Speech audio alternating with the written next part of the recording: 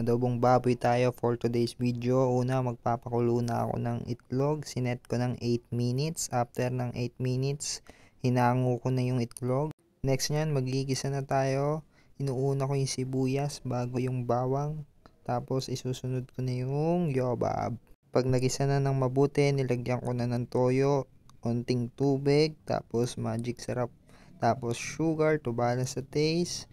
Tapos nilagyan ko ng onting oyster sauce, onting paprika para may onting anghang, seasoning para mas malinamnam. Tapos sinunod ko na yung patatas.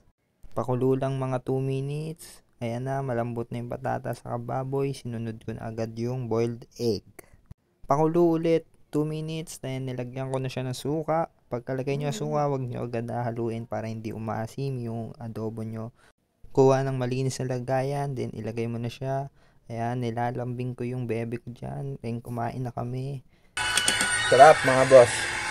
Kung approve sa akin, kailangan approve din sa kanya. Yun lang, kain tayo.